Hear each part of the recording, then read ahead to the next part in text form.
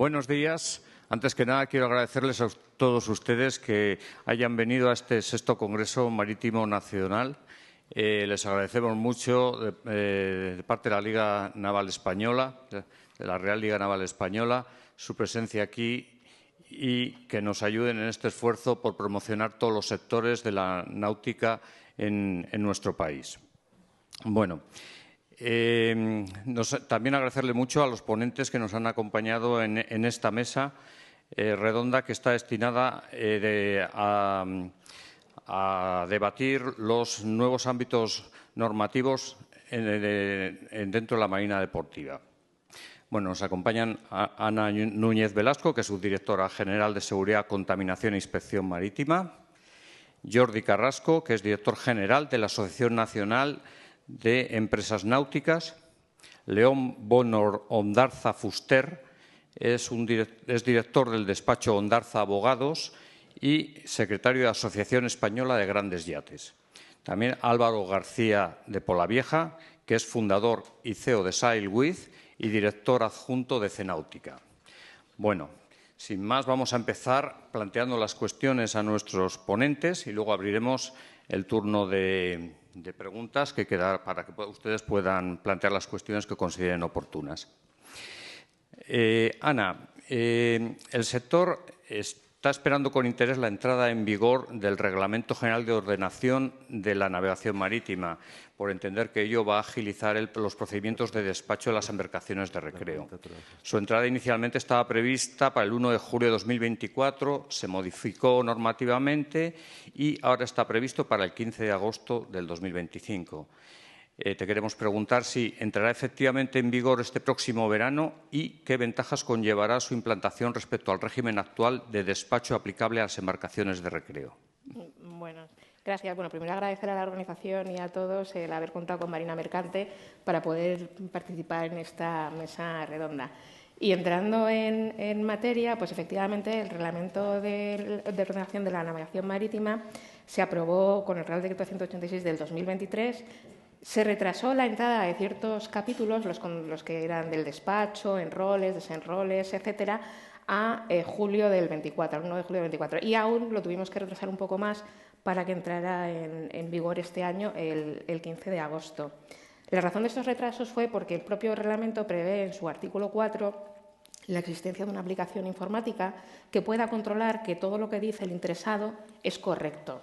Entonces, el desarrollo de esa aplicación nos ha llevado un poco más de tiempo de lo previsto, pero respondiendo concretamente a la pregunta, sí que va a entrar en vigor el 15 de agosto, sí que estamos preparados para ello. La aplicación entró en modo pruebas hará un par de semanas. Las pruebas, como al principio, pues han dado algún que otro error, se están depurando los errores, pero para el 15 de agosto entrará en vigor. Es más, pasos previos, un mes previo, por lo menos, o quizá un poco antes, estableceremos una serie de capitanías marítimas como capitanías piloto para probar que efectivamente, en casos reales, funciona y que puedan ser despachados mediante la declaración responsable. ¿Qué ventajas tiene todo esto? Hasta ahora, cuando los interesados despachaban, pues antiguamente tenían que ir a la capitanía con toda la documentación y presentarla y tal. Luego ya pasamos a hacerlo desde casa informáticamente, pero tenía que estar revisado por un funcionario. Ahora no, en ciertos casos lo que se va a hacer es una declaración responsable en el que el interesado dirá que mi certificado de navegabilidad o los certificados que yo tenga que tener están en vigor, que cumplo con la tripulación mínima, que la titulación de la tripulación es la adecuada, que tengo todo ok. Y eso lo podrá hacer él desde su casa. Entonces, haciendo esa solicitud ya es su despacho. No tiene que esperar un feedback de la Administración.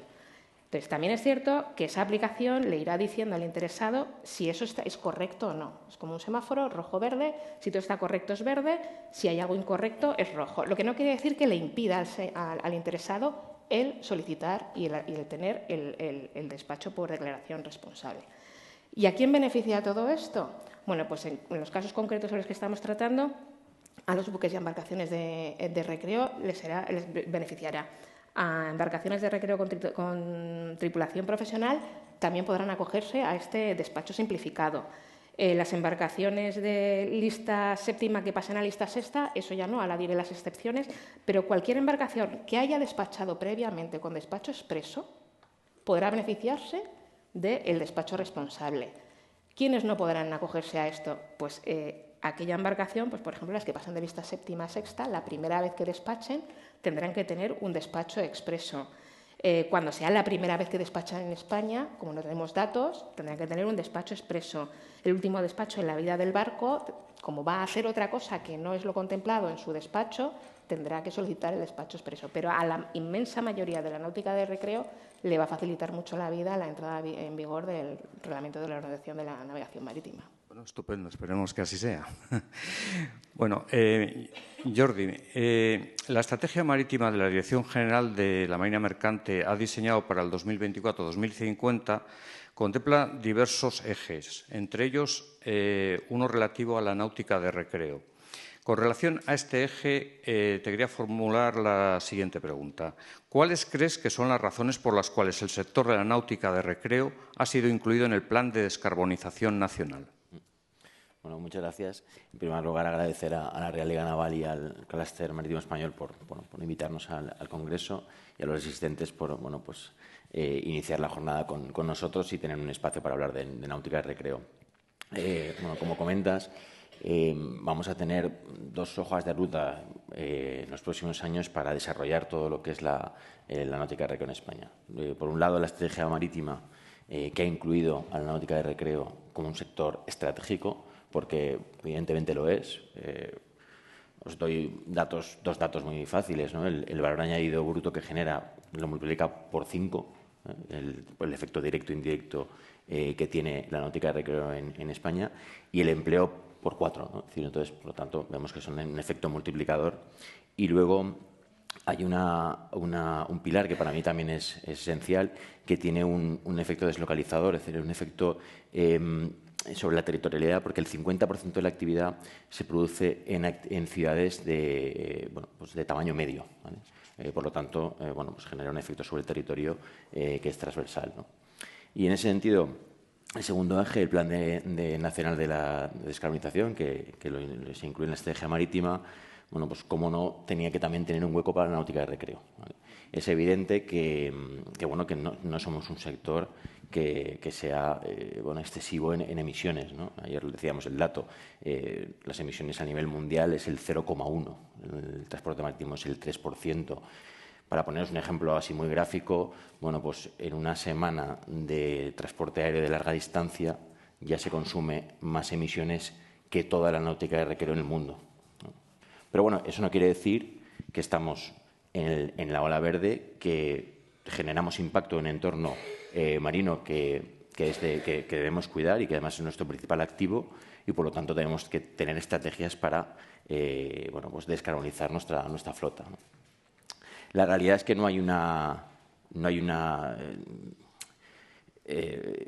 camino único, ¿vale? Encontramos diferentes tecnologías para diferentes usos, ¿no? Y vemos el vehículo, el transporte, los barcos eléctricos, pero ya vemos el hidrógeno, vemos los biocombustibles. Es decir, no tenemos una tecnología única que nos permita descarbonizar toda la flota, ¿vale? Entonces, el esfuerzo es aún mayor. Y luego es evidente que tenemos que también apoyar en las infraestructuras. Necesitamos que el plan de descarbonización recoja tanto apoyo en la investigación de esas nuevas tecnologías para implantarlas en nuestras embarcaciones, pero también implantar en las infraestructuras esa capacidad tanto en la red eléctrica como en la posibilidad de albergar otros combustibles, etcétera, para poder modernizar esas instalaciones, ¿no? Entonces eso lo recogerá, o esperemos que lo recoja, el Plan Nacional de Descarbonización. Estupendo, gracias. León, te queremos seguir preguntando por la estrategia de la Dirección General de Marina Mercante para el periodo 2024-2050.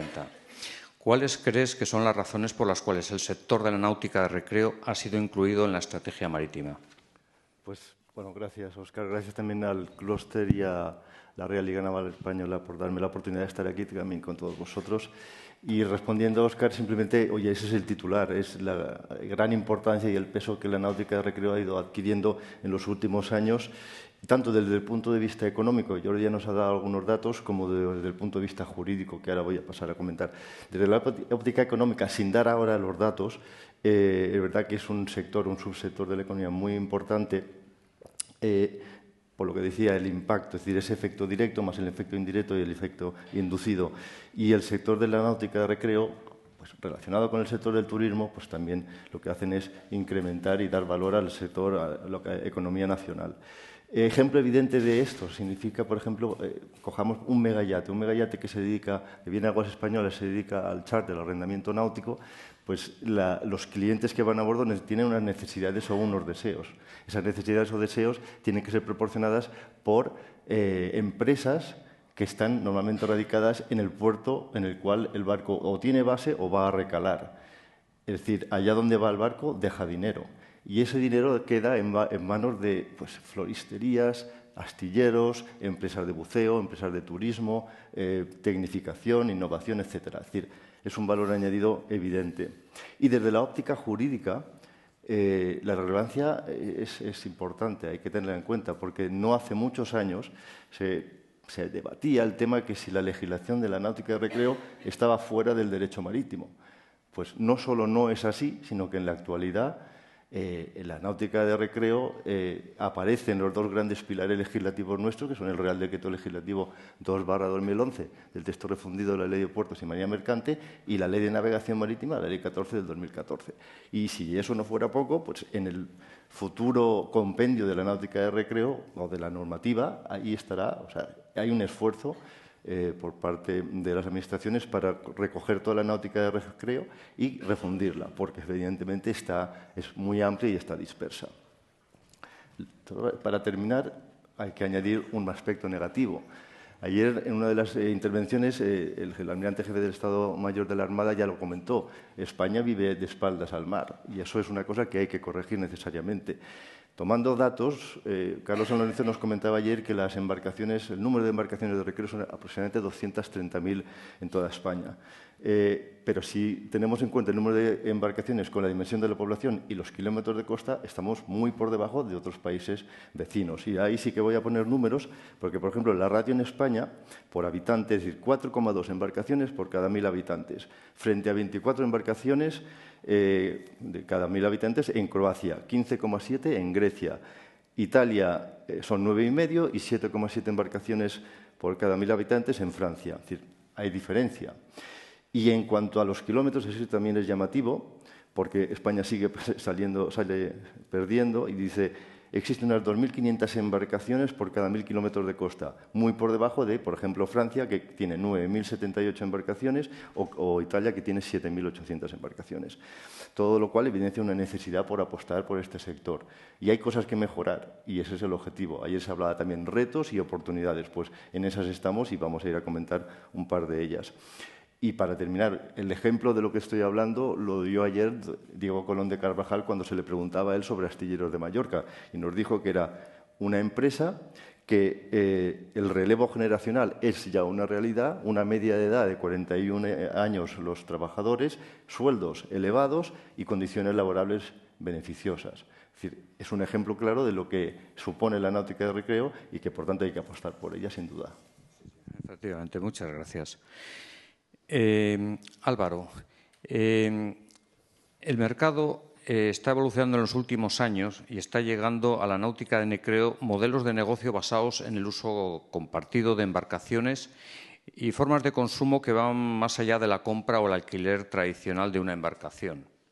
Te queremos preguntar qué retos o dificultades están encontrando estos proyectos en el ámbito normativo. Bueno, muchas gracias igualmente a la organización por la invitación.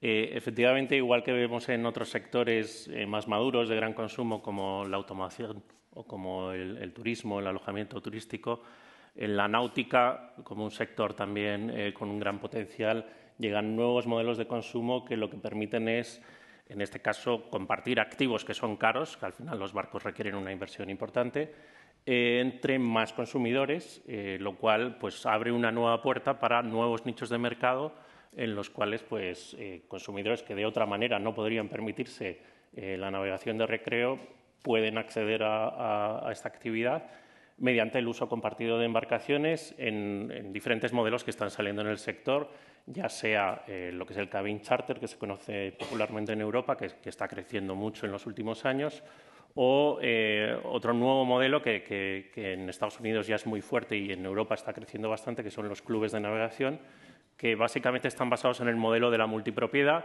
sin ser un contrato de multipropiedad, es más como, digamos, una cuota como el que paga el gimnasio y tiene derecho de uso de una embarcación, que de nuevo pues, accede a un nicho de mercado muy interesante, que es pues, gente que con menos poder adquisitivo puede disfrutar de una embarcación como si fuese suya.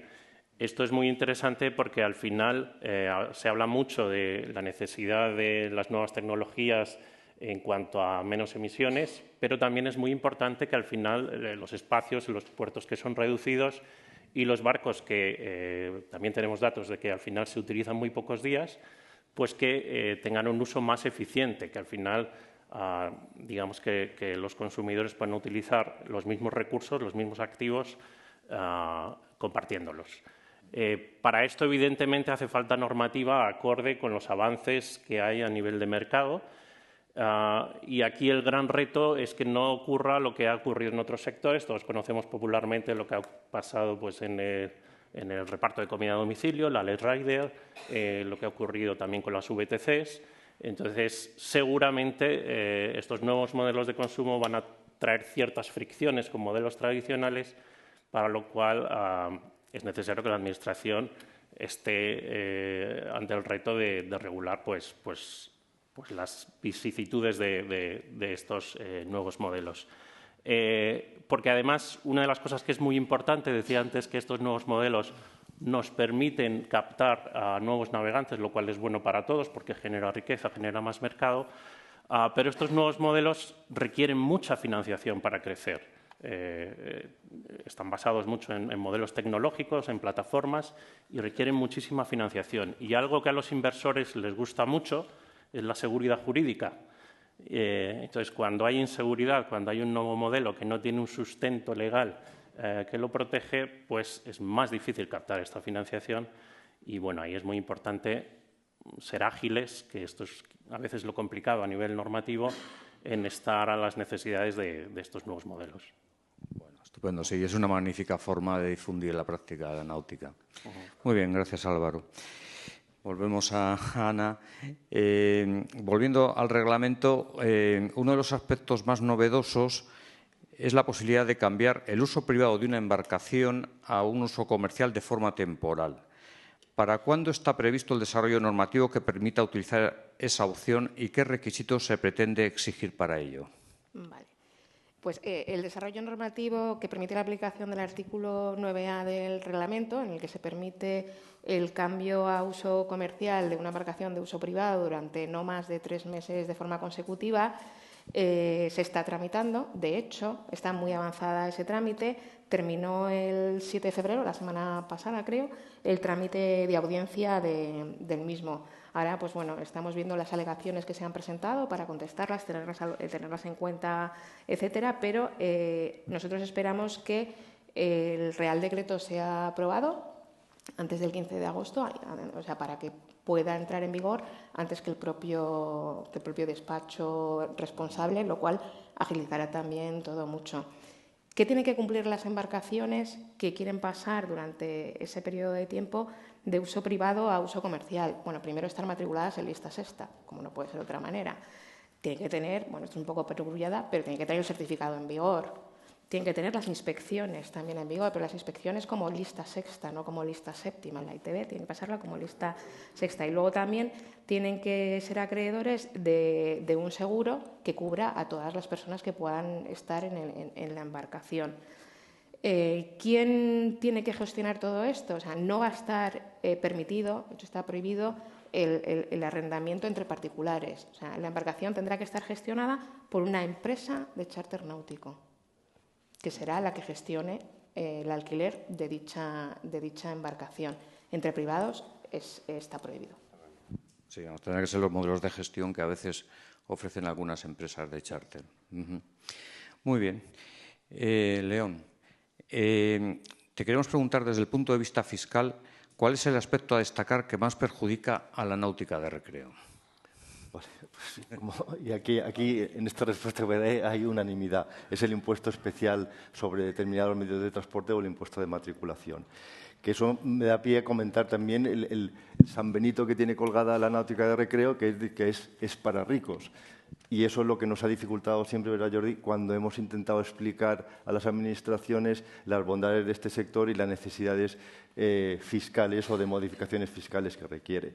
Pero volviendo al impuesto, el impuesto de matriculación existe en otros países de la Unión Europea, pero no en el sentido como está modelado o está diseñado en España. En otros países se paga una tasa o un impuesto, mejor dicho, un impuesto por una cantidad pequeña por la utilización de el territorio en el cual se está circulando los automóviles, etcétera. Pero no como lo tenemos en España, que en España, como si hacemos un poco historia, esto nos arranca del año 92, con la Ley 38 del 92 y de impuestos especiales. ¿Y por qué sale esta ley? Pues porque en el año 92 entró en vigor el IVA por primera vez en España al 16%. Antes de tener el IVA teníamos el impuesto de lujo, que era el 28%. Si tenemos en cuenta que el impuesto de matriculación, el tipo del impuesto es el 12%, pues sumamos 12 más 16 y ya volvemos a tener el mismo tipo con el cual se estaba recaudando antes del IVA. Es decir, se creó, entre otras cosas, para equilibrar o para no perder la recaudación anterior a la entrada del IVA. ¿Qué es el impuesto de matriculación? ¿O cuál es el hecho imponible? Es doble. El que aparece en el articulado, que es el hecho de matricular una embarcación o un buque en el registro especial u ordinario, y luego hay una frase añadida que es perversa, que dice que si no se puede registrar en ninguno de esos registros, en el registro de la federación correspondiente. Eso me parece terrible. Ese es el hecho imponible en el articulado, pero luego la disposición adicional primera añade otro hecho imponible, que es la utilización en el territorio español de una embarcación por parte de un residente fiscal en España o una persona que tenga un establecimiento en España. Ahí entramos con el tema de los extranjeros. O bien los españoles que, en lugar de registrar el barco en España, optan por otra bandera, que eso implica que perfectamente podrán ir con otra bandera, pero sí estarán sujetos a este impuesto de matriculación cuando la embarcación supere los 8 metros de eslora. Para el tema de las embarcaciones de recreo sabemos que existe la posibilidad de una exención, pero eso obliga, la misma ley lo establece, que el barco se dedique de forma efectiva y exclusiva durante 4 años al arrendamiento náutico, al alquiler. ¿Y eso qué significa? Que ninguna de las personas vinculadas con la propiedad puede hacer uso de la embarcación, ni siquiera alquilándosela. Y eso es curioso porque la misma ley de impuestos especiales o impuesto de matriculación de embarcaciones acoge también los automóviles y las aeronaves. Y resulta que el periodo que se obliga a esperar para las embarcaciones es de 4 años, en los automóviles es 2. Y en las aeronaves sí que se permite un uso combinado, en cambio en las embarcaciones totalmente prohibido. Desde su creación en el año 92, es verdad que este impuesto se ha ido modificando, hemos ido limando experiencias. Precisamente las dos asociaciones que representamos, ANEN por parte de Jordi y por mi parte AEGI, pues han ido logrando una serie de mejoras. Y esas mejoras brevemente son las siguientes. Primera de ellas, en enero del 2011 se consiguió que las embarcaciones de bandera comunitaria, bandera extranjera, vinieran a hacer charter en España en las mismas condiciones que lo estaban haciendo las españolas. En octubre del 2013 se eliminó el límite de 15 metros. La exención de los barcos de alquiler antes era hasta 15 metros. En el octubre de 2013 conseguimos que esos 15 metros desaparecieran. ¿Y eso qué favoreció? Que vinieran barcos de mayor eslora a hacer alquiler o charter en España. Y por último, el gran hito fue en marzo de 2014, cuando se formuló una consulta vinculante a la Dirección General de Tributos, se obtuvo la respuesta y el resultado de esa consulta, que es de 2014, pero han seguido otras posteriormente y las más recientes son las de diciembre del pasado año.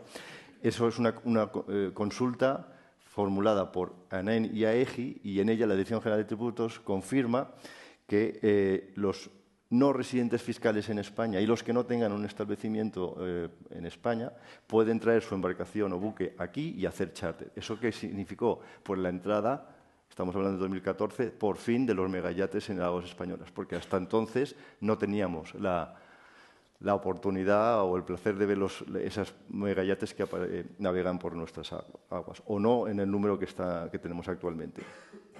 Bueno, con estos hitos se mejoró, pero aún así es necesario que haya algo más. Yo siempre he apostado por la eliminación, pero sé que eso es imposible. Sé que va a haber una reconversión, de la cual Jordi nos va a hablar largo y tendido, y ahí podremos ver un poco a qué se encamina este impuesto de matriculación. Estupendo, gracias. Bueno, pues entonces Jordi, continuando con el punto de vista fiscal, te queremos preguntar qué contempla la estrategia marítima para mejorar el aspecto fiscal en la náutica de recreo. Bueno, como ha introducido muy bien León, sabemos de dónde venimos, ¿no? Tenemos ahora mismo un impuesto ideológico. Es decir, al final grava la compra de la embarcación y somos récord del mundo. Es decir, somos el país que tiene el impuesto más alto para la compra de embarcaciones, ¿no?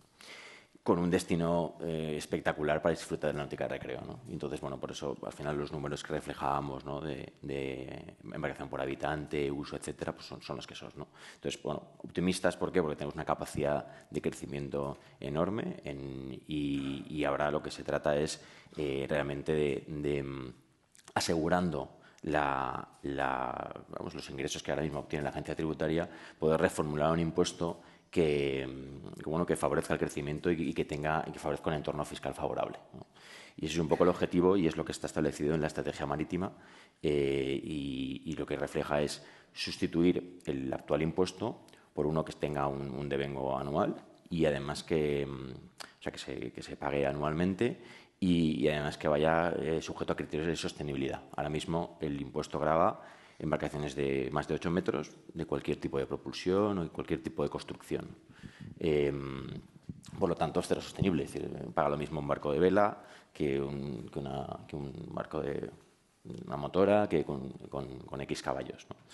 Por lo tanto, lo que se trata es de hacer un nuevo impuesto que tenga en cuenta la sostenibilidad o evidentemente teniendo en cuenta las emisiones de CO2, pero no solo las emisiones de CO2, porque como hemos comentado, y Carlos lo comentó ayer en su ponencia, la fase de uso de una embarcación es muy pequeña. Realmente el CO2 que se consume, que se produce durante la construcción es mayor, ¿no? Entonces, el sector está haciendo un gran esfuerzo para analizar cuál es realmente el impacto que tiene de emisiones de CO2 desde la fabricación hasta la finalización de la vida útil, ¿no?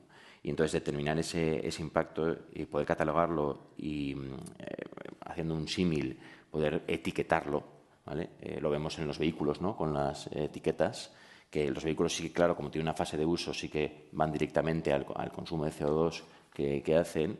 Lo vemos también en los electrodomésticos con el consumo energético, pero en las embarcaciones no podemos solo gravar lo que es el consumo durante el uso, sino que tenemos que ir más allá y ver cuáles realmente las emisiones de CO2 durante la fase de fabricación, ¿no? Y a partir de ahí, lo tenemos en la estrategia y tenemos que hacer esa sustitución de cambiar la base imponible, reflejar un nuevo impuesto que sería sobre las embarcaciones de recreo por la titularidad de la embarcación o por la navegación en aguas de territorio nacional y pues, como comentaba, sujeto al impacto que genera la embarcación en el medio ambiente. Bueno, son buenas sugerencias, sí. Álvaro, vemos cómo desde las asociaciones y las empresas náuticas se lleva mucho tiempo hablando del potencial de España en la náutica de recreo y la ventaja que nos llevan otros países de nuestro entorno. Sin embargo, parece que nuestro país nunca se termina de sacar partido a este potencial. ¿Qué barreras de mercado limitan este potencial y en qué medida la Administración pública puede desarrollar ese potencial mediante cambios normativos? Sí, yo creo que de todos los años que llevo trabajando, 20 y tantos ya, siempre se habla del potencial de la náutica de recreo y de lo que nos llevan y no sé hasta cuándo hablaremos de ello, pero hay que explotar el potencial ya. Esto no podemos estar con el potencial siempre. Quizás aquí, aparte de siempre que se habla de cambios normativos, hablamos de necesidades, de cuestiones que surgen, pero quizás la carencia que tenemos es una estrategia, la Administración y las asociaciones de mercado, de crecimiento, una estrategia de posicionar, de ser ambiciosos y posicionar a España como líderes en algunos de los subsectores de la náutica que tenemos.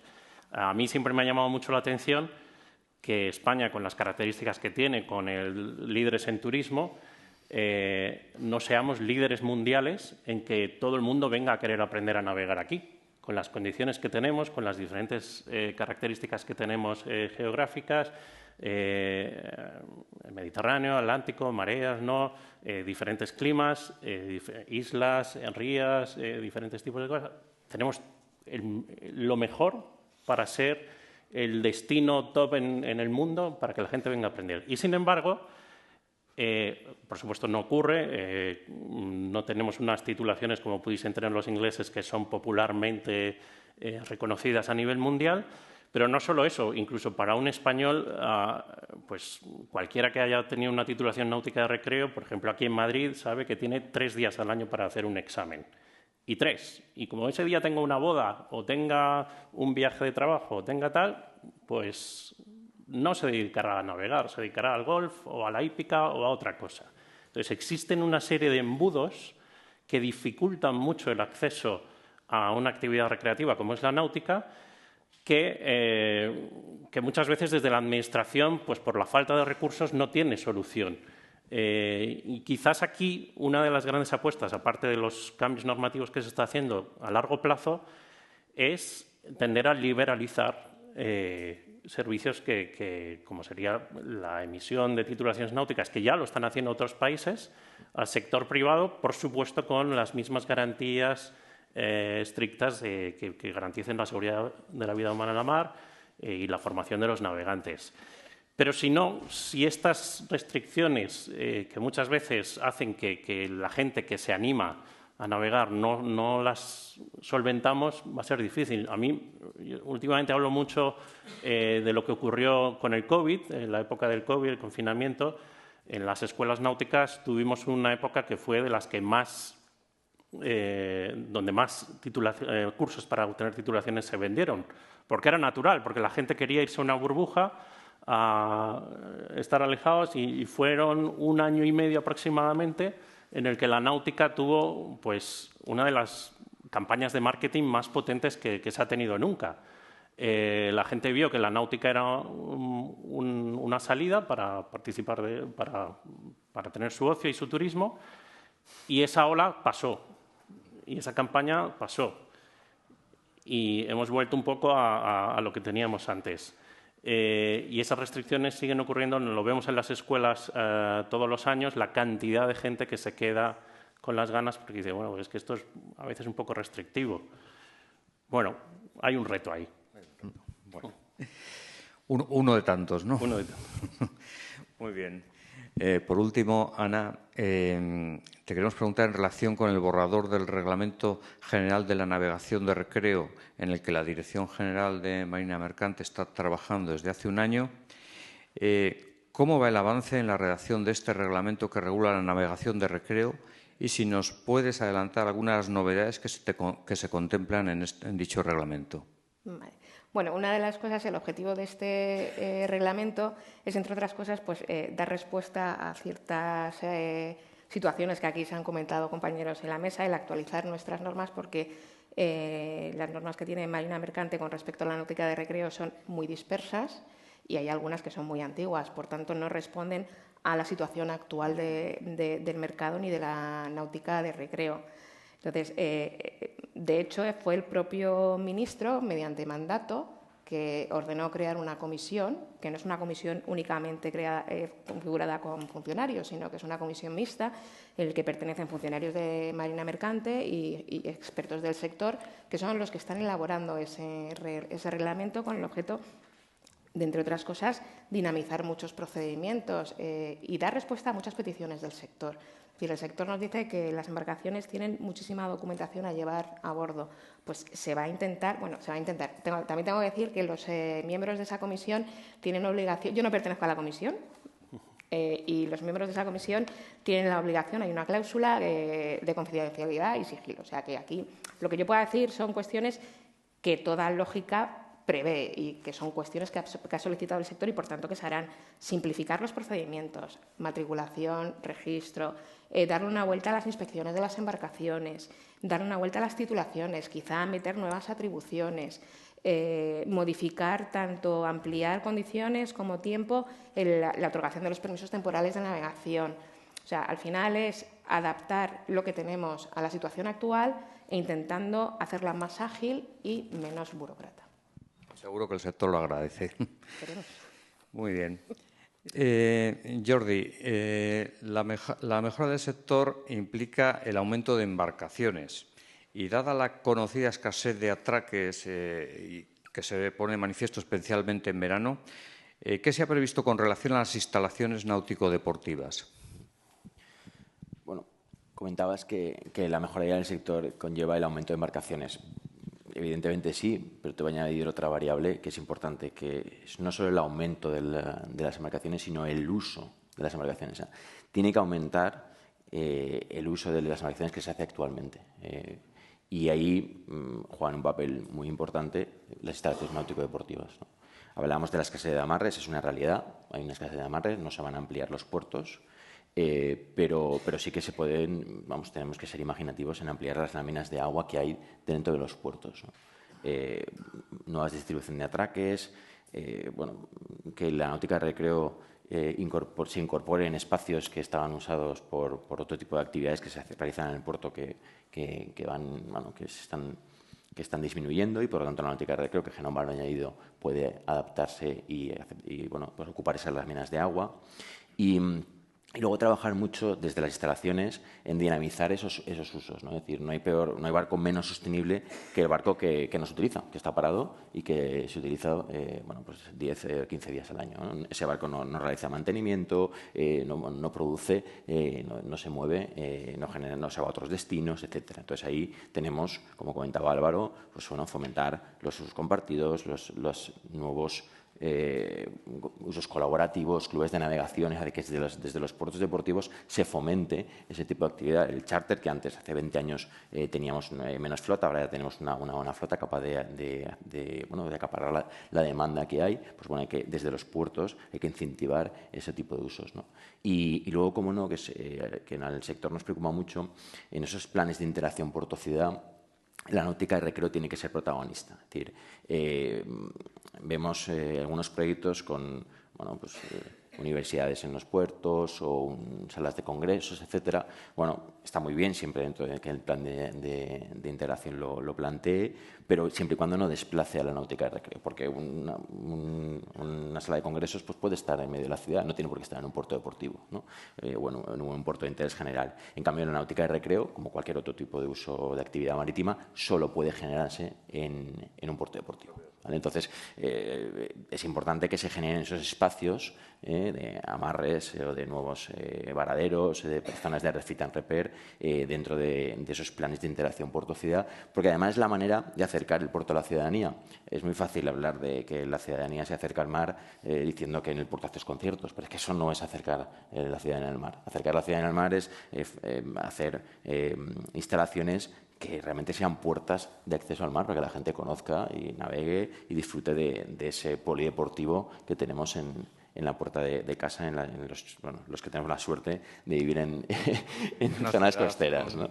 Y luego también, no solo me centraba en puertos deportivos, pero también tenemos una escasez de rampas públicas que al final es la náutica de iniciación que favorece que realmente se acceda al sector, ¿no? En otros países de Europa es mucho más sencillo tener una embarcación pequeña en tu garaje e ir a un destino, aparcar el coche, sacarlo a navegar y luego volver, ¿no? Y aquí en España, pese que tenemos kilómetros de costa y destinos fantásticos, no hay esas instalaciones, esas infraestructuras que sí que tienen otros países de Europa, que son también la puerta de acceso al mar.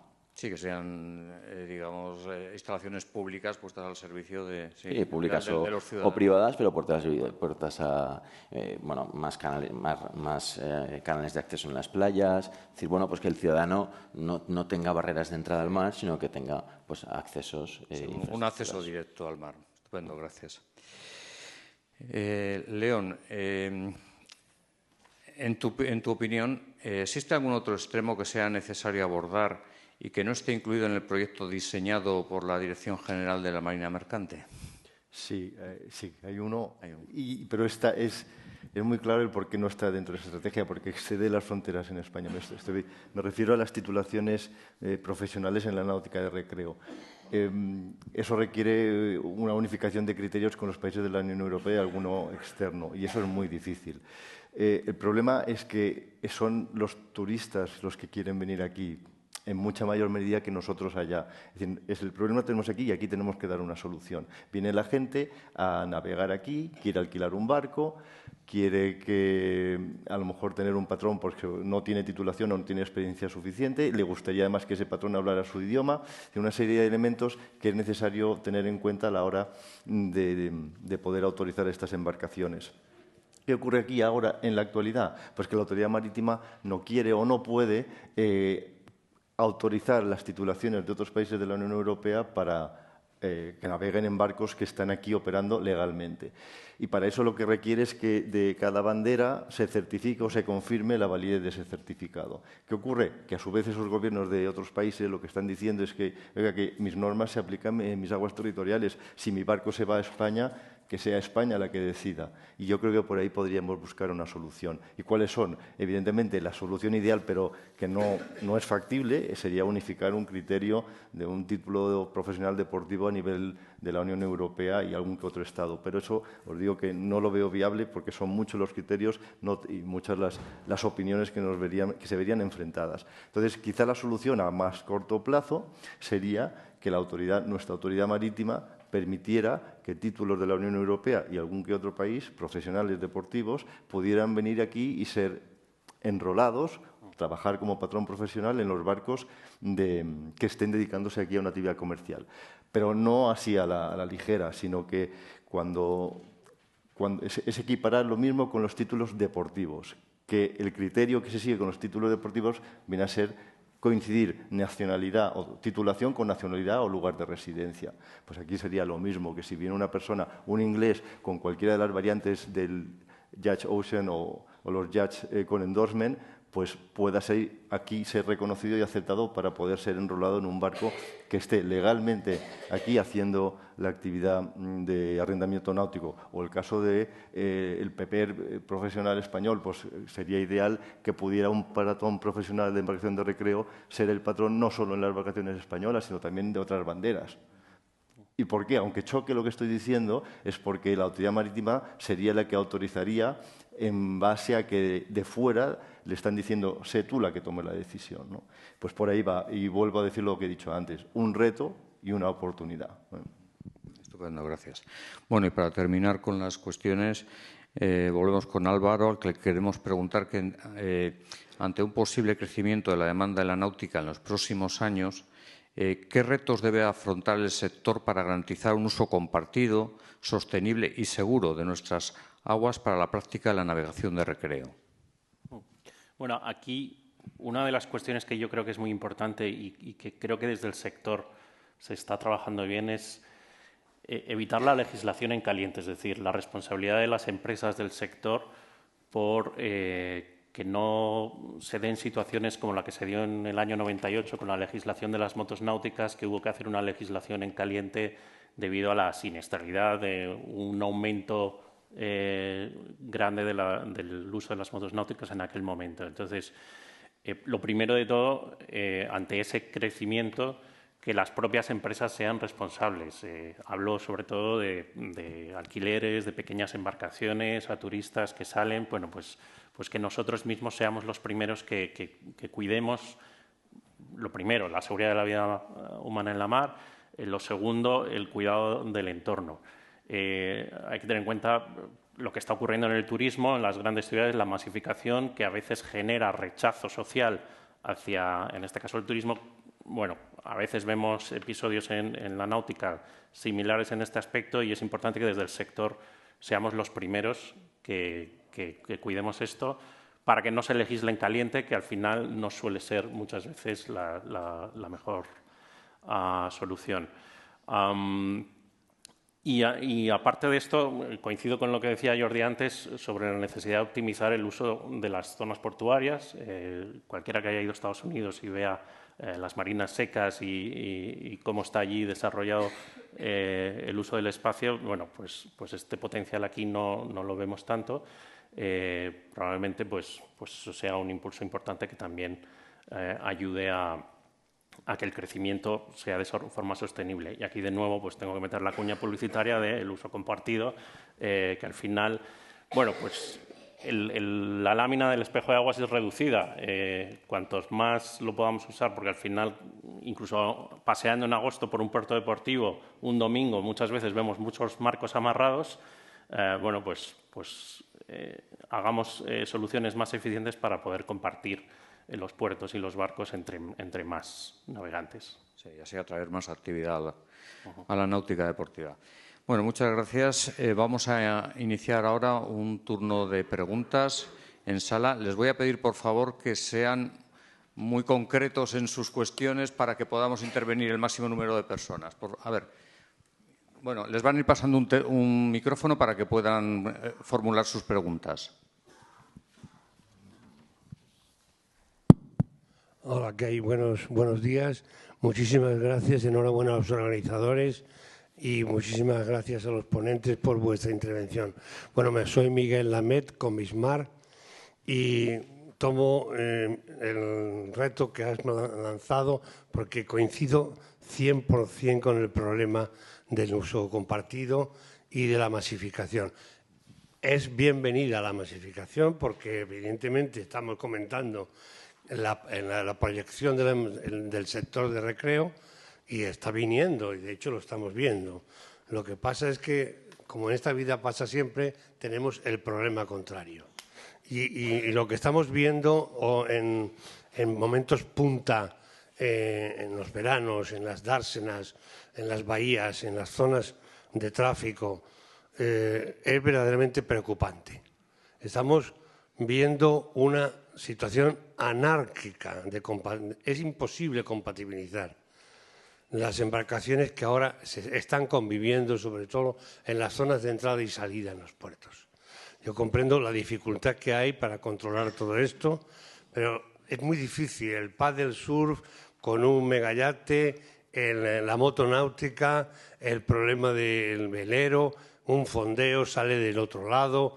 Todo esto es una auténtica anarquía. Yo estoy muy preocupado al respecto y creo que vamos a tener dificultades y problemas si esto no se vigila como debe de ser. Yo creo que es importantísima la legislación, pero también llevarla a cabo. Por supuesto, ayer se habló de la seguridad y alabo la labor del servicio marítimo, etcétera. Todo esto, fantástico. Pero de verdad creo que lo importante es la educación, la concienciación.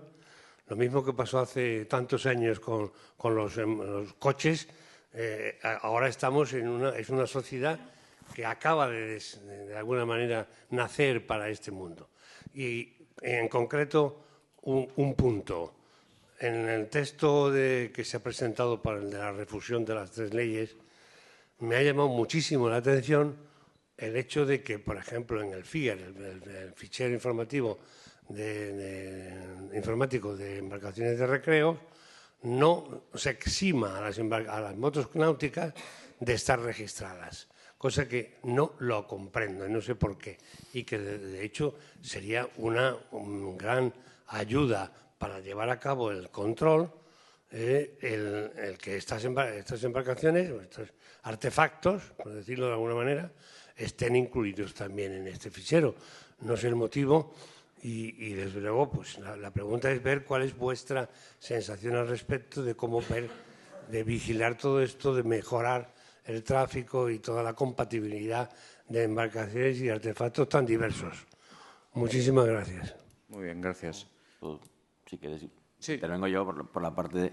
Es la realidad, es decir, estamos preocupados, y más que preocupados, ocupados, ¿no?, por el tema de la masificación en determinadas zonas. La clave es esta, es decir, es determinar en qué zonas tenemos zonas de conflicto, ¿no?, donde se producen problemas de convivencia, ¿no?, y a partir de ahí, pues bueno, buscar espacios de gobernanza para que esto no se produzca.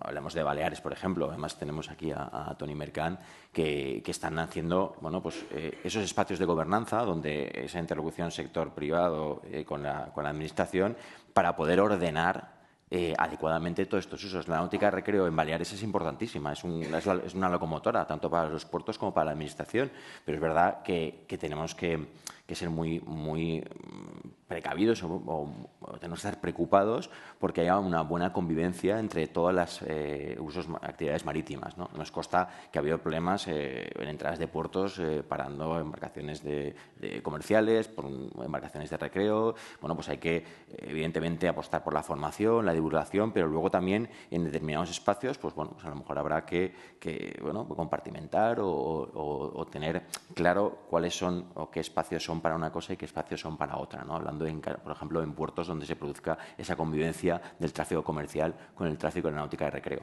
Pero es una actividad que está ahí y se produce y se tiene que seguir produciendo. Y entonces, bueno, tenemos que buscar esos espacios de gobernanza para organizar y legislar o regular esa convivencia. Yo creo que en el nuevo reglamento y en la que se está trabajando se va a trabajar en la formación, para mejorar la formación.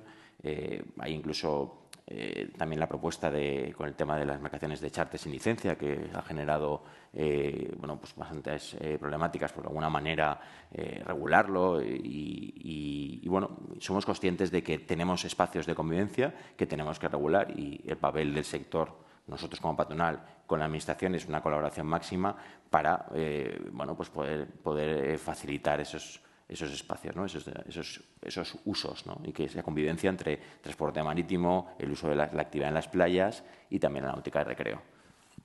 Yo una cosita, ¿vale? Simplemente, a lo mejor antiguamente cuando cualquier administración desarrollaba y emitía normas, a lo mejor era un procedimiento un poco más oscuro, más opaco, etcétera.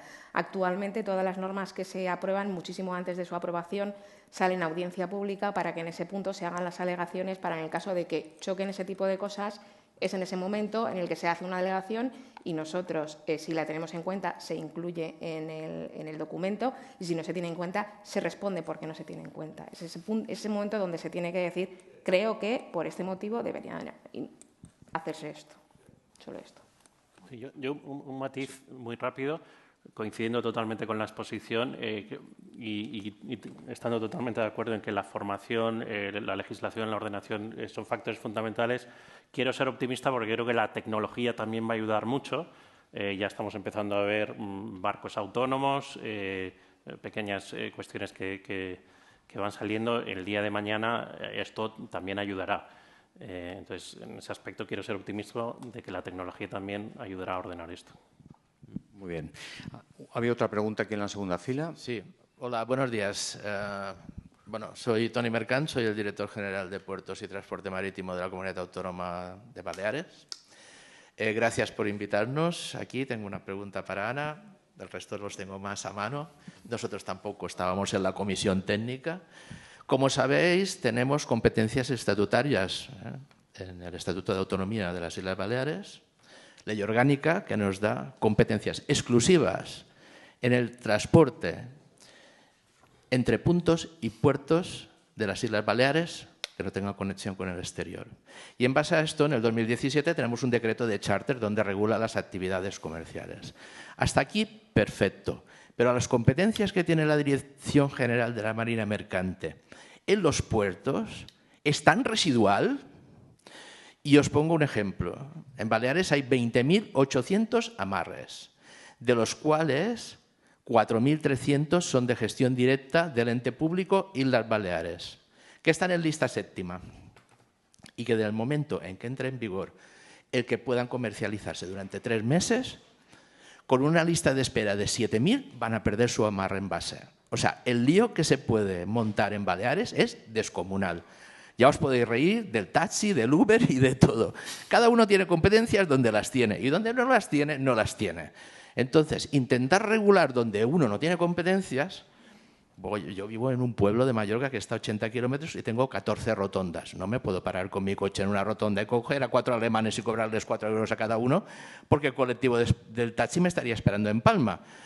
Entonces, ¿qué obsesión con algunas partes del sector que parece que el interés es vender barcos y hacer negocio cuando tenemos un listado de embarcaciones de arrendamiento de 4.000 embarcaciones, de las cuales hay 180 que son de terceros países, que lo hablamos muchas veces con León? De estas 180 personas que son de terceros países hay del Reino Unido, que es un tercer país, por cierto. o de Islas Cook, de otras que están con licencia para poder hacer y ejercer el charter. Este sábado publicaremos un nuevo decreto de charter donde también podréis hacer alegaciones, como nosotros hemos hecho también alegaciones al vuestro, a pesar de que nosotros no hemos estado en ninguna comisión paritaria, porque ni se nos ha considerado, siendo Baleares, uno de los puntos y enclaves de la náutica más importantes de España, en destino y en elección del destino, pero no se nos ha tenido en cuenta, ni siquiera en la comisión paritaria, como si no existiéramos, como si los puertos no fueran nuestros. Y, perdón, Ana, también tendréis el periodo de alegaciones en este decreto de charter, que modificaremos, que es del que tenemos en vigor, que es del 2017. Y permitimos solamente el uso de arrendamiento náutico a las embarcaciones de lista sexta. Y no permitiremos el arrendamiento náutico no temporal.